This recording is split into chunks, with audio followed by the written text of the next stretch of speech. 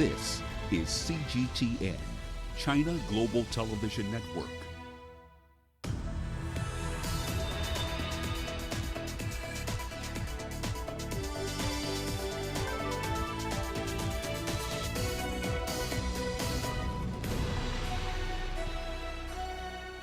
Hello there and welcome to Global Business Africa. We'll be giving you insight into Africa's business and financial markets. I'm Uche Okoronkwo coming to you from Kenya's capital, Nairobi. Let's start with a look at the markets. Emerging market stocks recorded some gains today as investors wait to hear from the US Fed. MSCI's index for developing market stocks edged 0.2% higher on the day, with markets in China leading some of those gains. Now, on the continent, pretty quiet today. However, Kenya's NSE saw its NSE 20 index fall a whopping 3.6%. Now, of course, that's after the Capital Markets Authority revealed that foreign investors offloaded almost $100 million worth of investments in the second quarter of this year, of course, due to panic trading brought on by the COVID-19 pandemic. Now, the NSE 20 share index has fallen about 1.22% so far in that period. Now, also coming up on today's show, Zimbabwe to pay $3.5 billion to white farmers in land compensation. A tobacco ban in South Africa breeds illegal trading in cigarettes. And a boom in electronic commerce has observers in Nigeria seeing alternative sources of revenue from oil dependence. Well, we start the bulletin tonight in Zimbabwe. The government has agreed to pay $3.5 billion in compensation to white farmers whose land was expropriated by the government to resettle black families. Now, this marks progress to resolving one of the most divisive policies of the Robert Mugabe era. However, the country lacks the money and will issue long-term bonds and jointly approach international donors with the farmers to raise that funding. According to the agreement, white farmers will be compensated for infrastructure on the farms and not the land itself, as per the national constitution. Now, details of the amount of money each farmer will be compensated remain unclear, but the government did say it will prioritize the elderly when making those settlements. And still in the country, lockdowns imposed to curb the spread of COVID-19 have adversely affected new and second-hand car dealers. Some say that sales have been cut by more than half. Here's CGTN's Farai Mwakutuya telling us how entrepreneurs in the sector are surviving. The gates to the yards are open. The vehicles are on show, but no one is coming to buy any. Once thriving car sales lots are now idle since a COVID-19 lockdown, during which sales have taken a hit. People are opting to hold on to their money instead of buying cars. Priorities have changed because no one knows how long the lockdown will be in place. And it's going to get worse because as the cases rise, fewer people are coming through because they are scared of contracting the virus. Out of persistence and fading optimism, they still turn up, but not for much longer. It's reached a stage where we may end up taking turns to report for work because we can't afford to keep spending money coming here when there's nothing happening. Things aren't any different in upmarket new vehicle showrooms that also provide after-sales service. There's been series of lockdowns, and with these lockdowns, motor vehicles will be parked and they will not be moving, and there will be no inflows into our workshop. The new motor vehicle side, we're also hardest hit. We have lost business to the magnitude of maybe over 50%. Yeah, it's for me, 2020 has been a complete write-off. They have resorted to going after the few people active at the moment. We're trying to mitigate this by trying to look for business from those organizations that then sell the chemicals for the chemicals and personal protective clothing, because those are the ones that are in business, and also the government departments who are responsible for enforcing the lockdown regulations are also some of the targets that we are looking. Cultivating those new relationships and converting them to sales may take some time, so overnight relief is not guaranteed. Players in the motor industry believe that sales will eventually swing back up again. The only challenge is they don't know when exactly that might be. And so for now, the main challenge is to try to hold on and stay afloat for as long as they possibly can. Farai Mwakutuya, CGTN, Harare, Zimbabwe. Well, let's now get more details on that deal between white farmers and Zimbabwe's government, and of course more on Zimbabwe's economy. We're joined now by Farai Mwakutuya. He is in Harare. Great to have you with us, Farai. Now, give us the details of this $3.5 billion deal. How does the government plan to disburse it? Well, we know that the president has said that priority will be given to the elderly recipients. So you will appreciate that this land reform program began 20 years ago. And so, unfortunately, some of the white farmers may be deceased, but they do have family members. Some of them may be advanced in age. And so the elderly will be given first priority. And we understand that the payment modus operandi will be that the first, the 50% of the payment that is due to every farmer will be paid within 1 year. The balance of their payments will then be paid in payments over 5 years. So that is how it will be paid: an initial 50% within the first year, and then the balance over a 5-year period. Well, Farai, the reality is Zimbabwe is currently facing its worst economic crisis. And of course, the COVID-19 pandemic has only added more stress to an already tough situation in the country. So given all this, is it clear how the government plans to source the funds and carry out this plan?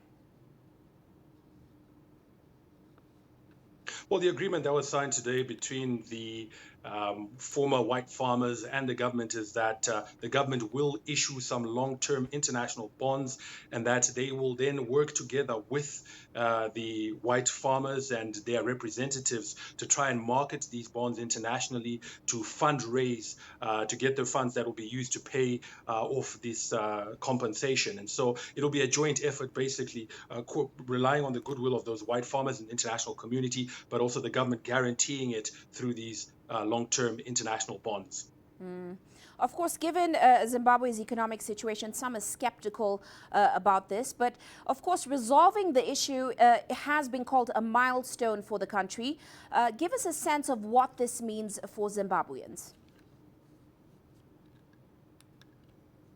Well, it is a very significant development in Zimbabwe's economic history. I think what was very telling was one of the statements made by the representative of the former white commercial farmers at State House today, where he said that, you know, the event was nothing short of a long deferred miracle.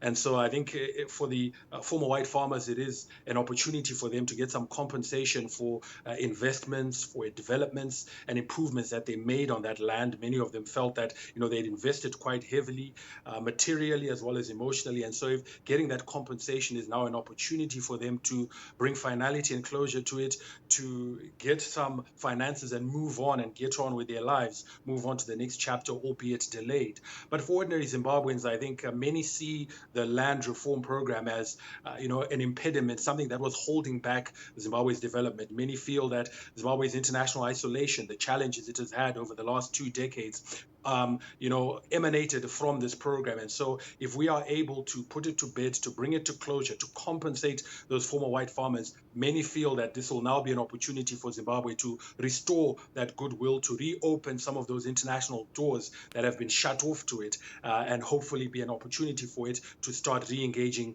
and growing again, prospering again economically. So very significant for both the white farmers, but also for ordinary Zimbabweans. Well, it's good to hear that that positive development is happening for Zimbabwe. But in the meantime, the reality is the country is still going through an economic crisis. And there are reports now that risks fueling renewed social unrest in the country. Is it true that opposition parties plan to protest this government and corruption this week? Well, we do know that over the past few weeks, there has been a campaign that is being ramped up by activists and some opposition parties where they've been calling for protest. Well, it certainly looks like we've lost Farai there. We'll try get him back if possible. In the meantime, let's move to South Africa now. The illicit trade of tobacco has begun to boom in the country, while the government is losing millions of dollars. Now, research shows that the tobacco ban that's been in place since the 27th of March has done little to stop smokers from lighting up. Here's Sumitra Naidu with the details. It's been 4 months since the lockdown and subsequent ban on tobacco. Health authorities warned that smoking is a major health risk that could affect the respiratory system and add to the severe impacts of COVID-19. But asking millions of smokers to go cold turkey is no easy feat. South Africa is the only country in the world that has banned the sale of cigarettes. Smokers desperate to light up are now breaking the law, buying cigarettes from anyone willing to sell. And they're paying top dollar for it. We found that prices have increased by about 250% since before lockdown and now, which is a huge increase, and that's on average. And that does vary between provinces, etc. So, for example, in the Western Cape, we see the highest price increases of about 380%. In other provinces, they're all increasing, but not quite as extreme. A pack of 20s on the black market costs just under $4, which is 3 times the normal price. According to British American Tobacco, the government is losing over $2 million a day in taxes. The unfortunate reality, and knowing that cigarette sales have been continuing, and that government used to be collecting about R1 billion a month on cigarette excise taxes, the frustration is we aren't getting this revenue. FITA turned to the courts to have the ban lifted, but government is refusing to budge. And as far as the court's ruling on the minister acting rationally, we are of the firm view that they erred in this regard. The fact that she considered some medical evidence prior to implementing the regulations which banned, amongst other things, the sale of cigarettes and other tobacco products meant that she had acted rationally, which is something that we are not in agreement with. While the tobacco ban has helped many to cut back or quit smoking altogether, a recent survey that reached over 23,000 people revealed that a large number of people continue to smoke. So what we proposed as a possible alternative that they could have done would have been to impose a very high excise tax. Had you imposed a very high excise tax, double, triple what the previous excise tax was, retail prices would have gone up significantly. People would have naturally consumed less. In 2019, South Africa lost over $486 million in taxes, and that was an improvement from previous years. In the last 4 months, SARS has lost around $285 million in taxes, more than half of last year's losses. Sumitra Naidu, CGTN, Johannesburg, South Africa.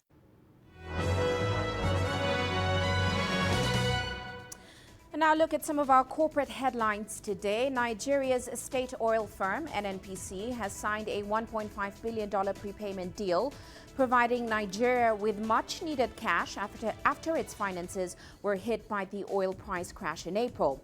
Now, this financing package, called Project Eagle, is led by Standard Chartered and is backed by oil traders Vitol Group and Matrix Energy. And South Africa's Standard Bank has revealed that its profits for the 6 months to June 30th could be as much as 50% lower. This comes amid the coronavirus crisis that has hit its performance. Now, Africa's biggest bank by assets, along with all of South Africa's major lenders, had already warned that profits would likely be at least 20% lower. The coronavirus pandemic is prompting a spike in bad loans and also hitting new business and fee income from transactions. Meanwhile, Network International has signed an agreement to acquire 100% of DPO Group for a total consideration of approximately $288 million. The acquisition will support Network International's capabilities in Africa across its online, mobile, and alternative payments. It also will increase the cross-selling opportunities to both DPO and Network International's customers. And finally, Virgin Galactic has unveiled the design of its spaceship 2 cabin, which the company says will ferry tourists and scientists to space. Future space tourists are expected to sit in specially designed seats to coordinate with their bespoke spacesuits. Now, travelers can then float around the cabin and look back at Earth through a honeycomb of windows, while onboard cameras record their flight in zero gravity. And that is a look at our corporate headlines.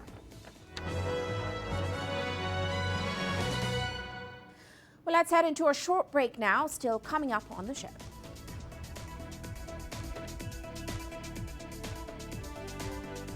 We look at the controversy around the Grand Ethiopia Renaissance Dam and what it means for the country and region.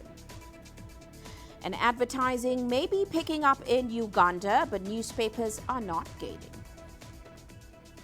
The world economy as we know it is about to change. Global business reports highlight emerging markets, developing countries, and dynamic sectors worldwide. We feature top analysts and newsmakers to provide perspectives on every facet of business. From an on-the-ground perspective, we provide you with balanced and objective assessments. Fast, sharp, and insightful. Global business, only on CGTN. Africa is the nexus of enterprise, and global business will tell you why it matters. From the mega investment projects to multi-billion-dollar mergers and acquisitions. Africa today collects, just in terms of revenues from taxes alone, $545 billion a year. If you take 10% of that and you devote it to the energy sector, problem solved. All this on Global Business, weekdays at this time on CGTN.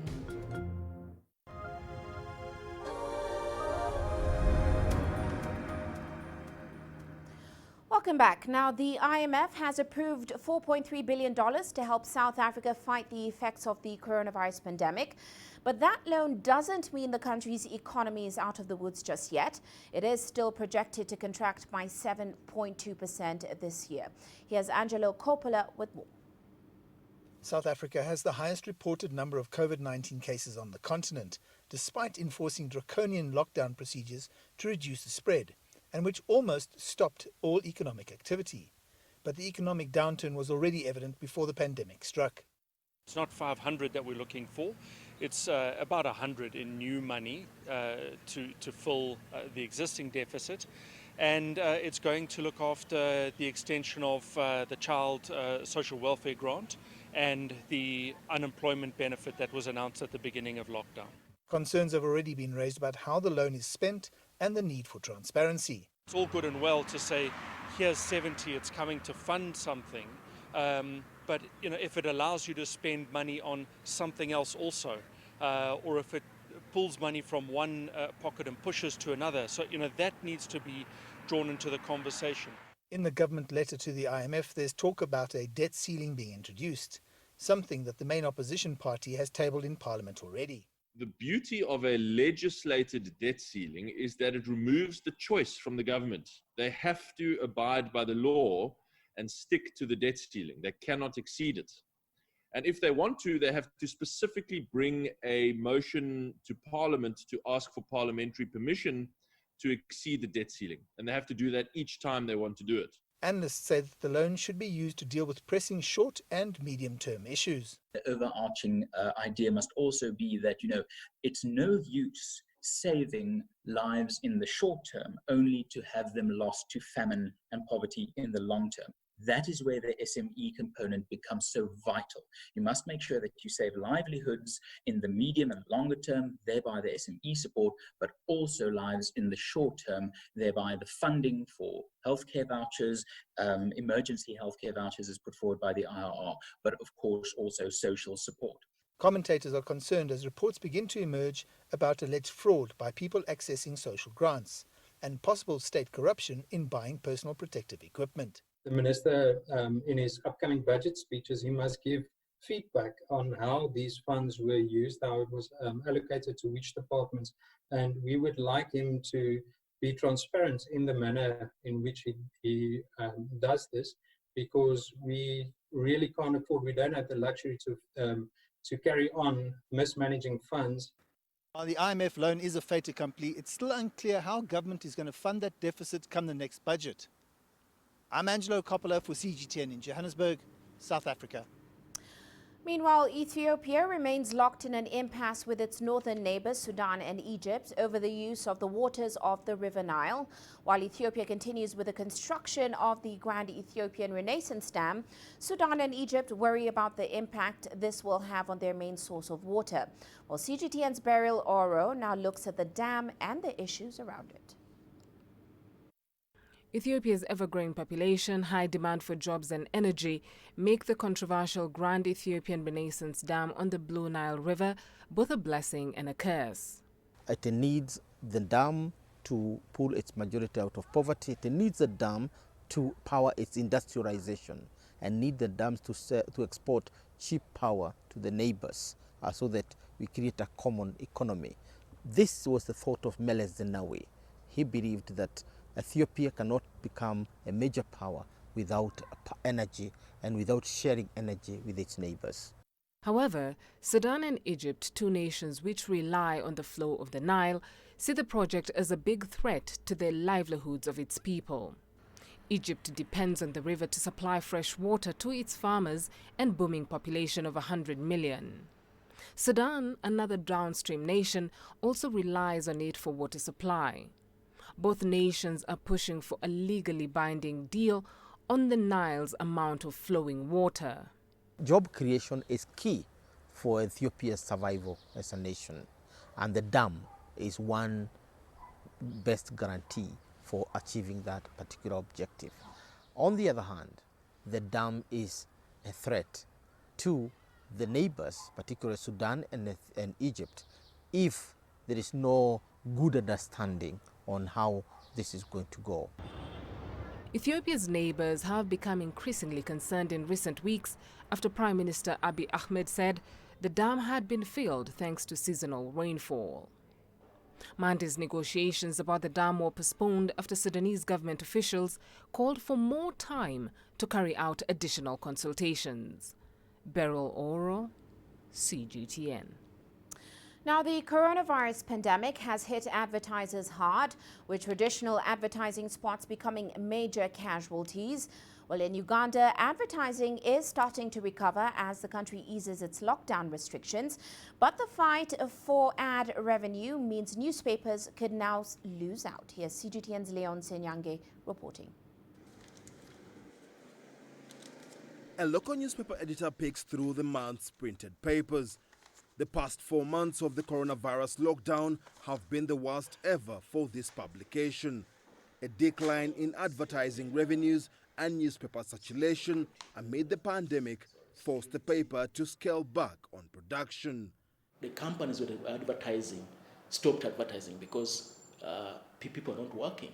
So whom were they advertising to? And what products were they trying to put on the market? So all those things affected us. And the biggest business person in Uganda is government. Government also, for some time, stopped advertising. Media organizations rely on local advertisers like telecoms, banking, and beverage companies as their primary revenue source. They generate close to $100 million in advertising expenditure at least every year. Despite the current dip, it's a period many hope to recover from. There's traffic flow, there'll be more eyeballs and stuff like that. So the rates probably will go to where they were. Or if not, the rates will be almost where they were. So I think for the out-of-home business, I think business will still come back to a significant normal. But I think where things might be tough is mainly on print. The newspapers, the magazines and stuff like that. Uganda has been easing restrictions that have allowed businesses to resume operation, creating an opportunity for spending on advertisements to increase. Local advertising agencies say there will be more business as the country opens up. But the pandemic is likely to change the advertising industry, with companies opting for inexpensive and innovative ways to spend their money. The majority of the traditional media share of advertising is done on radio and television. Print media falls further back. The pandemic, however, has forced both agencies and their clients to rethink. We are seeing most clients now playing in the digital space more. They are spending a lot on digital. Also, during this time, we've seen that the viewership of TV has actually gone up because guys are at home.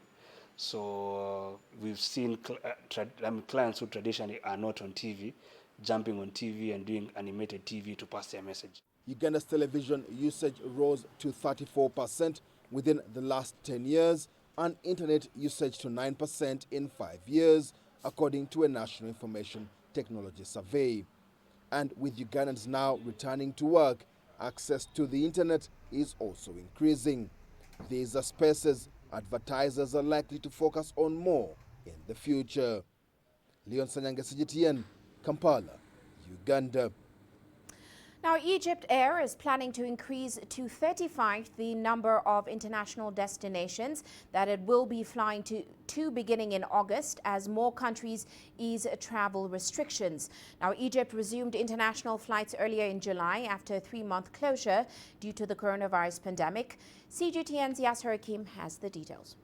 Since it resumed international flights early July, EgyptAir has been gradually increasing its destinations.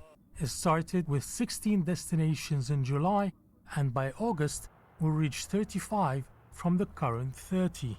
There will be 17 destinations in Europe, 7 in Africa, after adding in N'Djamena and Nairobi. The rest are in the Middle East, North America, and China. The occupancy on the flights have seen an average 60 to 70% during the last month. 60 to 70% occupancy rates on flights is extremely high and has delighted officials. EgyptAir had expected 20 to 30% occupancy on flights because of the coronavirus.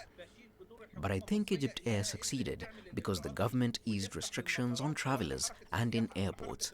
Unlike other countries which require several COVID-19 tests before boarding or 14-day quarantine on arrival, this prevents people from traveling. But Egypt has been lenient. That's why more people are traveling on its carrier.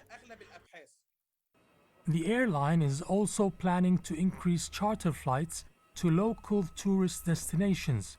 The aim is to transport as many Egyptians as possible during the summer holidays and raise much-needed revenue for the carrier.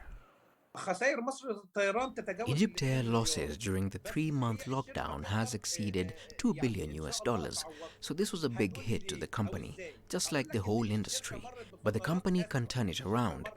It has gone through worse situations during the 2011 and 2013 uprisings when it made more losses than today, but things improved and it returned to profitability. The same will now happen, but it will take some time. In spite of the tough circumstances related to the pandemic, EgyptAir has announced it will receive 7 new planes starting August to cover the increasing number of destinations in the future. Yasser Hakim, CGTN, Cairo. And in Somalia, livestock exports for Eid al-Adha celebrations have been affected this year due to COVID-19 restrictions. Now, traders are counting their losses as they cannot sell their animals overseas to Saudi Arabia. These animals were supplied to over 2 million Hajj pilgrims who travel to the 2 holy cities, Mecca and Medina, to perform an annual Islamic ritual. Well, this year, travel barriers have blocked out millions of pilgrims from the practice. This is in line with the country's policies to curb the spread of the coronavirus. Livestock has long been the backbone of Somalia's economy. The sector provides food and income to over 60% of its population. Well, government officials say the country exported over 1 million animals to Saudi Arabia last year during Hajj. The situation has affected the country's economy in general because Somalia's economy highly depends on livestock exports. In 2019, 1 million animals were exported to Saudi Arabia during the Hajj period. There's no Hajj this year. Before they announced the restriction on Hajj this year, Saudi said it would only allow 600,000 goats and sheep and 1,000 camels, and since then, only very few of this number were exported. This Eid is different from the previous Eid because we're not exporting animals due to the coronavirus pandemic. Our income from the export used to be millions of dollars. This sounds like a house arrest for us. Animal prices had also dropped. A first-class animal is now $110 to $120. Before, it used to be $170 to $180. You are watching Global Business Africa. We're taking a short break now, still coming up.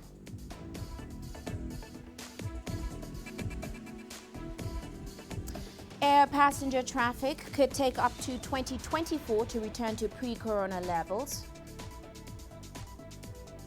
And a rare painting attracts nearly $19 million at London's Sotheby's auction house.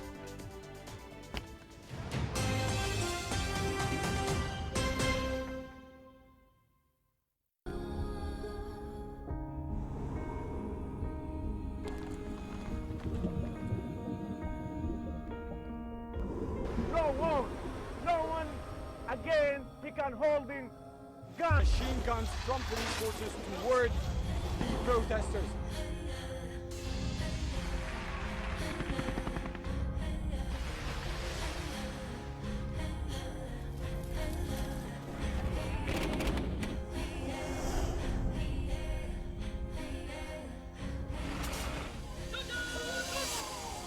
Were you worried about your life at that particular time? Not at all. The Excellency, thank you very much for your time now. What is your assessment of the state of the continent today? Africa has the potential to power itself. Excuse me.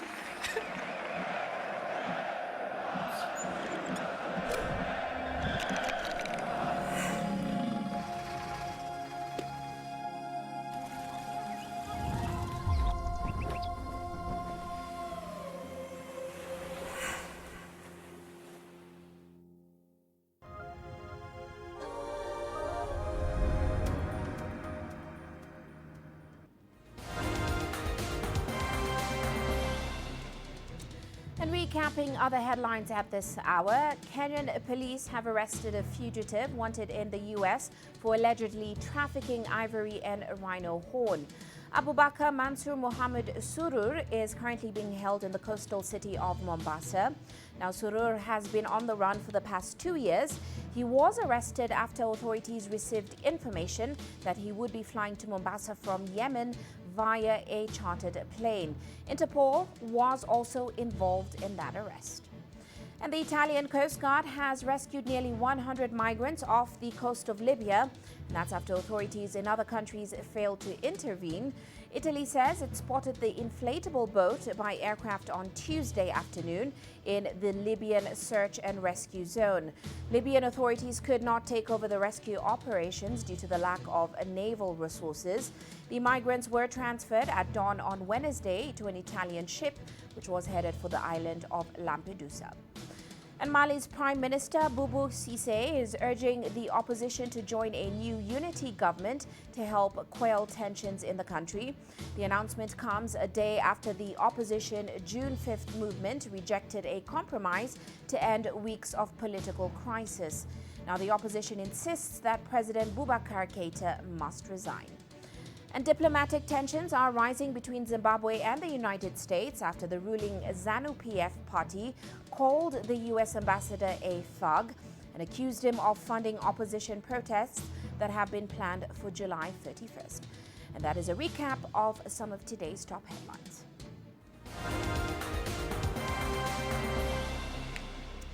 Now, the World Tourism Organization says the global tourism sector's revenue loss due to the pandemic is more than 3 times the loss during the financial crisis of 2009. The United Nations agency says the coronavirus cost the tourism sector $320 billion in the first 5 months of this year.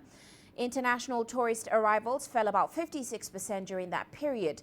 The organization says the plunge places millions of livelihoods at risk, and it's important to restart tourism as soon as it is safe to do so.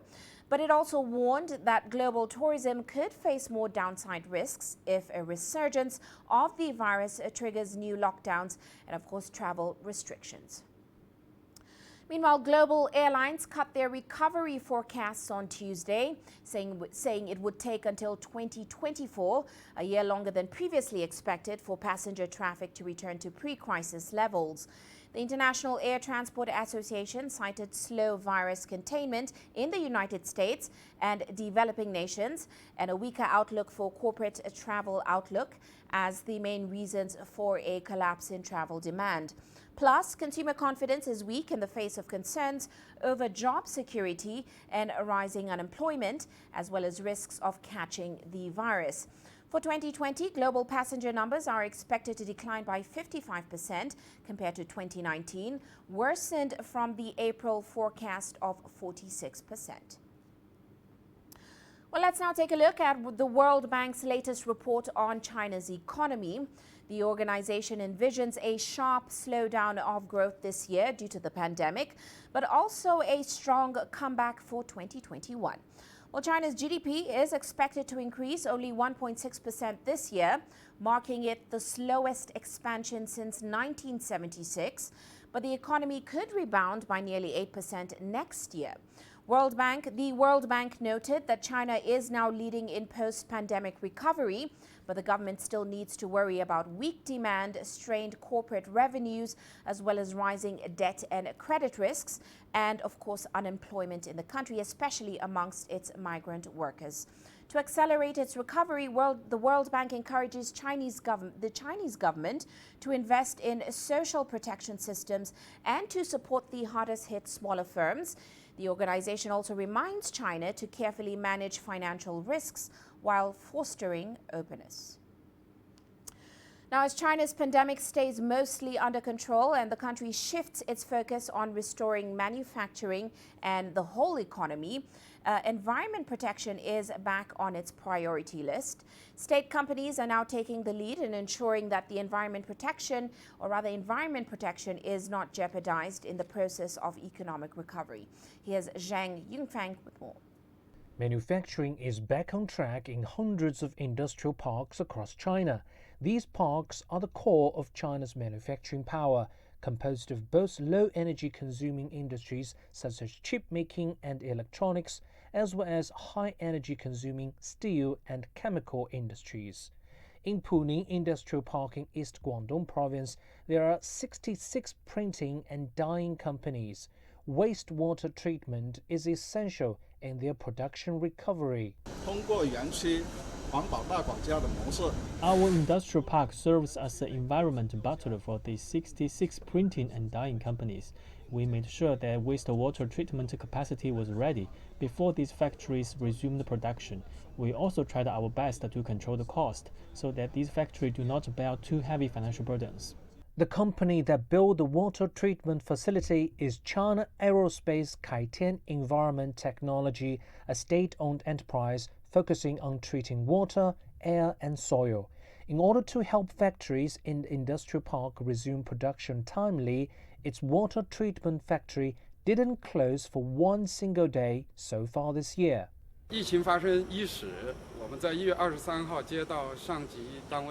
On January 23rd, we received notice from our repairing company, China Aerospace, that we were entering a special period of epidemic. We decided to keep running our facility despite all the uncertainties. Because once water treatment machines were shut down, it will take a very long time to get them running again. We also made sure our workers come back timely to get the facilities running at their full capacity, treating 3,000 tons of wastewater every day. Kaitian exercised social responsibility as a state firm. Its running water treatment machines helped dozens of printing and dyeing factories in the Putian Industrial Park resume production at their earliest possible time. At the same time, the quality of water after treatment has been kept at the highest level nationally. 在大灾大难面前，作为央企，需要我们挺身而出，履行职责。 The core value of China Aerospace Group is to serve the national interest. Facing the unprecedented challenge from the epidemic, our company, as a centrally administrated state firm, has to stand out to exercise our social responsibility. We produced a medical waste treatment machine in March and sent it to Wuhan hospitals. 4 of our employees were very brave. taking the machine to Wuhan during the most risky time. Even during the most challenging time, China has not forgotten to protect the environment. President Xi Jinping has famously said that green waters and green mountains are better than gold and silver mountains. Zheng Junfeng, CGTN. Now, of course, the coronavirus pandemic has changed many things in our lives, and for New Zealand, one of the biggest changes has been in its banking sector. Around 6% of the nation's banks were permanently closed during a 2-month lockdown as more people began to manage their financial affairs online. Now, experts are saying the pandemic has accelerated the move towards a cashless society. Well, our correspondent Owen Poland has more. It's become a familiar sight in New Zealand's largest city of Auckland as people discover that their bank was permanently closed during the COVID-19 lockdown. The need to go into the bank is just really reduced, and really the banks can't justify the huge investment they've got in both people and also sort of real estate for these branches. Rural communities are not affected, but the 4 major banks closed more than 30 city branches across the country. And most banks now have reduced opening hours, with people often waiting for doors to open. It's a service we need through all the country, and I don't appreciate them taking it away without consideration to the older generation. The impact of the closures is being felt most in urban centres like Ellerslie, a thriving community of around 9,000 people that saw its last remaining bank closed in April. Lots of the community are really sad to see it go. People had a lot of personal relationships with the staff here. We're a tight-knit village and people love that personal service that they get here. But with more people now banking online, experts predict that New Zealand's branch network could shrink from more than 700 to just 200 within a decade. The numbers will get very small very quickly, and these branches will then really just become specialist branches for people who somehow haven't got the electronic connection. Most of the banks being closed are leaving behind automated teller machines so that customers can still get cash. But cash is also becoming an endangered species because of COVID-19, as more and more people switch to digital methods of payment to minimise the risk of contamination from handling money. Self-service petrol stations are a sign of the times. There's no cash here, just a contactless payment system. People are using it far more, and I think that those generation of younger people coming through, but also the older people going through, I just simply don't see why you shouldn't have this available for everything. New generation parking meters don't take cash either, but many retailers and consumers are unhappy about the high cost of digital processing fees. They found the fees astronomical though, so lots of them now are cutting back and going back to normal EFTPOS transactions because the fees on PayWave are really quite outstanding. Reactions on the street to digital banking are mixed. I don't need cash. If I want to buy a car or a pie, I just swipe the card like this and it automatically comes out of my bank account. I just don't trust doing it online, you know. It's because I'm from old school, you know. But New Zealand's march towards a cashless society seems inevitable. In many cases, the companies that you're dealing with don't really want to deal with cash. So it's becoming a cashless society almost by default, and I think this trend's only going to increase. Owen Poland, CGTN, Auckland. Now, a rare painting by Dutch artist Rembrandt has been sold at Sotheby's auction house in London for nearly $19 million. The painter lived in the 17th century. Now, in addition to old masters, some 20th century paintings are valued even higher. The virtual auction could generate more than $240 million. It is the first live fine art auction held in London since the coronavirus outbreak. Well, Iolo Ap Daffyd reports now. 500 years of art sold in 3.5 hours. An unusual art auction. It was live streamed globally because of coronavirus. Most of the buyers weren't in London. Sotheby's, one of the world's foremost auction houses, is confident it can sell dozens of paintings valued collectively at almost $240 million. We already hosted in London for our New York sale this live stream sales series that achieved $431 million. We had a similar great result in Hong Kong, $411 million. So we are actually parking a very high turnover of sales through the coronavirus, which is admirable. Rembrandt's self-portrait, which was shown in New York earlier this year, sold for almost $19 million on Tuesday. A painting by the Spanish Catalan artist Juan Miró fetched an even higher price, almost $29 million. It's a challenge to recreate the excitement, the buzz of an auction room, especially with so many potential buyers online somewhere else.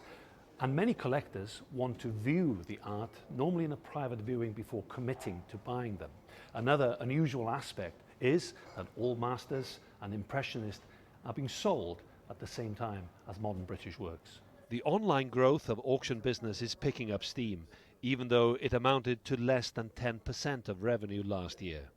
Sotheby's overall sales fell by around 75% until May this year, down from $2.2 billion in 2019 to $541 million this year, according to research company Art Economics. People are no longer spending hundreds or thousands of pounds, or tens of thousands even. They're spending millions online with the power of just a click. And what's interesting is that, you know, you have auctions where people have not seen the item, and every bid goes up by 100,000, 500,000, and you get caught out in the moment, click, click, click, and you're a few million up without having seen it. Before the pandemic, buyers and collectors would attend parties or private lunches as well as private viewings organised by auction houses. Now, live streaming is the new innovation to sell multi-million-dollar artworks. Yoloab David, CGTN, London. Now, one of the world's largest events for pop culture has wrapped up in the American city of San Diego. This year's Comic-Con International took place entirely online. Mark New has the story. Blockbuster movie star appearances, eye-popping superhero displays, and packed exhibition halls with costumes, and more costumes. This is last year's San Diego Comic-Con, and this is Comic-Con today. I like to call him my left hand. For the first time in its 50-year history, the world's largest pop culture event was forced entirely online by the coronavirus pandemic, giving it the name Comic-Con at Home.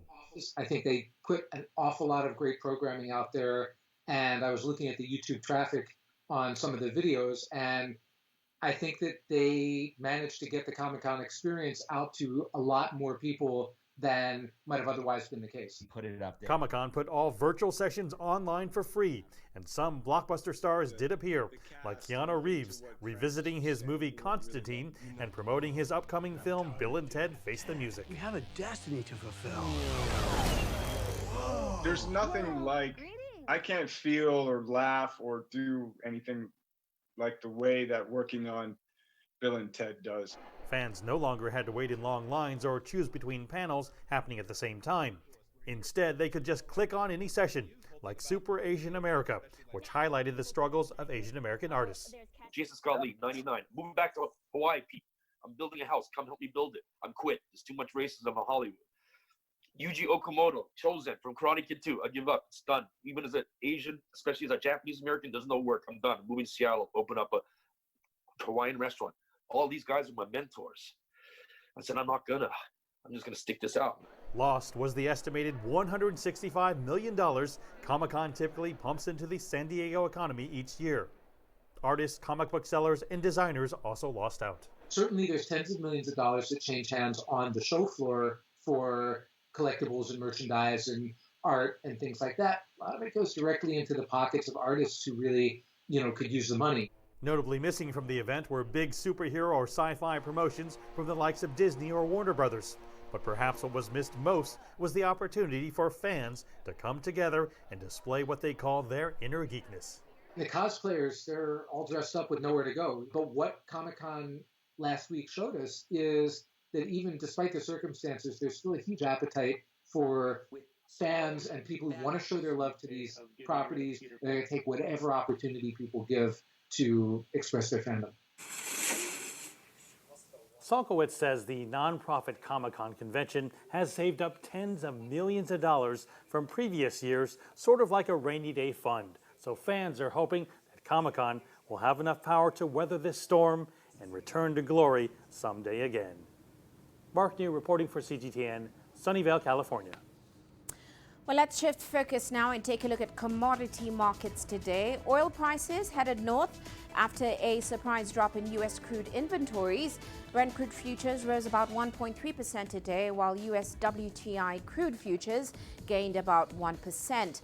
However, traders say demand concerns continue to cap those gains as COVID-19 infections in some U.S. states increase.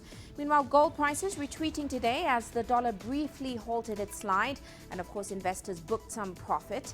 That is after prices hit a record high in the last session. Also, traders are following moves in the dollar as a weaker dollar, which also is considered a rival safe haven, makes gold cheaper for holders of other currencies. Well, let's take a short break now, still coming up on the show.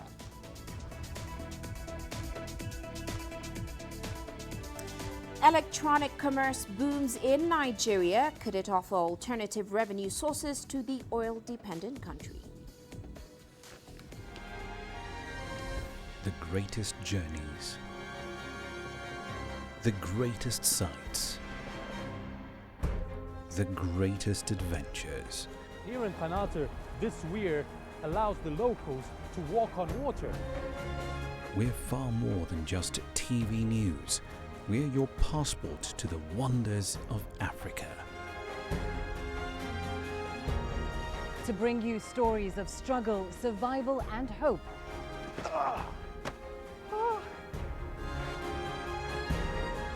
So let's explore.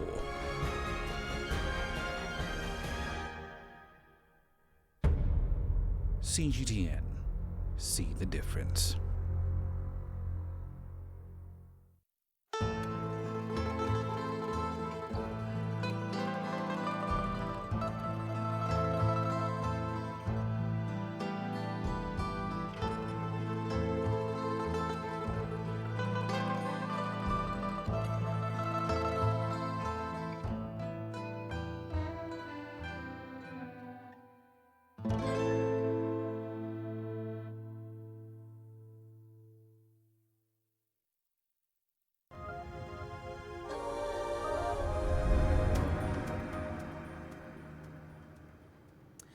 Now, the adverse effects of the COVID-19 pandemic and, of course, the collapse in oil prices could plunge Nigeria into its worst recession in 4 decades.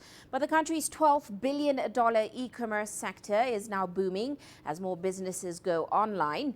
While CGTN's Phili Haza reports that some experts are now calling on the government to turn e-commerce into Nigeria's new revenue earner to replace oil. In contact with you physically. Daniels Otudo is an accomplished e-commerce consultant who now trains young entrepreneurs to do their business online. He says the COVID-19 pandemic has highlighted the need to embrace e-commerce as a way of doing business. With the social distancing rule, people are too careful about getting in contact with you. So whatever you do, you need to promote it online. I mean, if a man is in another geographical location, how do you reach him? How do you talk with him? How do you get across to him? How do you sell? So this is the reason why we are very particular about teaching, young people to leverage, the internet to be able to sell or to promote their businesses. At least 4 in 10 Nigerians working before the pandemic have lost their jobs. And according to the country's Bureau of Statistics, by the end of the year, over 40 million people, mainly youths, could be unemployed. There are nearly 100 million young people in Nigeria. 25-year-old Ijoma Jane Okenyi is one of them, a shoemaker. She's taken part in this e-commerce training session to expand her network of customers through various online platforms. Ijoma is training more young shoemakers, and she's also hired some to help her meet the numerous orders she's getting online. But she says there are setbacks to selling online, from fraud to cybercrime and the high cost of internet data. The fact is that there is should I call it plagiarism or should I call it, I don't know, what have you. So they take my footwears and sell. Now, that's one challenge. So before my footwear becomes popular, someone has already taken up the name. That's one part of it. Another part is the internet data. Oh my God, it is so expensive. I just wish the government can make a kind of subsidy or can liaise with the telecommunication industry to reduce the way at which data cost is so high. In July, the government earmarked over $5 billion as an intervention fund for small businesses impacted by the pandemic. Experts say now is the time for the country to diversify its economy and ensure sectors like e-commerce grow rapidly. Currently, the country, really lacks, the necessary revenue from the key sources. Oil is going down. We just read recently that VAT revenue went down in Q2. And so the government needs to look at other sectors. E-commerce is a sector that generates billions of naira for the country. Some people now buy, within the country from outside the country. And so if the government is able to, to put in place regulations and laws to encourage that sector, I think that sector can be our new oil. A fast-growing youth population, increased internet and smartphone usage, and an expansive online market in Nigeria are part of the key reasons why e-commerce is thriving. Concerns over social distancing and COVID-19 mean more consumers around the world are shopping online. An opportunity experts say the Nigerian government should exploit, as it could create billions of dollars in revenue, which could prevent the economy from collapse and millions more losing their jobs and slipping into poverty. Phil Ihaza, CGTN, Abuja. Now in London, a 6-year-old has launched a magazine aimed at representing young black girls in the wake of the global rallies for racial justice. Faith Boyd and her mother designed the magazine Coco Girl after noticing a lack of diversity in publications for young girls. Now, the magazine, targeting girls aged 7 to 14, has sold more than 11,000 copies since it launched in June. Worldwide protests have been ongoing against police brutality and a global debate about systemic racism following the killing of George Floyd back in May. Hello, my name is Faith and I'm the editor of Coco Girl. We decided to do a magazine which reflected her and other girls like her. This journey that she's gone on to love her hair, to love her skin tone, to love everything about herself is the most amazing thing that's happened. I didn't think that I could launch a magazine which told black children that they could be anything they want to be when we had seen such a sad death. Really using this moment as an opportunity to look at the brands that we work for, look at our teams and take some of the learnings from the past few weeks following the Black Lives Matter movement. Well, before we leave you, let's take a look at how Africa's currencies performed today. South Africa's rand stronger today, firming up alongside its emerging market peers. Of course, investors are waiting to hear the US Fed's monetary policy decision. Locally, they are mulling over the latest inflation figures which came out today. Meanwhile, Kenya's shilling unchanged today due to slowing dollar demand from its energy sector, which of course had weakened the local currency to a record low last week. And that's it for this edition of Global Business Africa. Remember, you can send your feedback to the contacts on your screen. You can also follow us on our various digital media platforms. From me, Uche Okoronkwo, and the rest of the team, thanks for watching.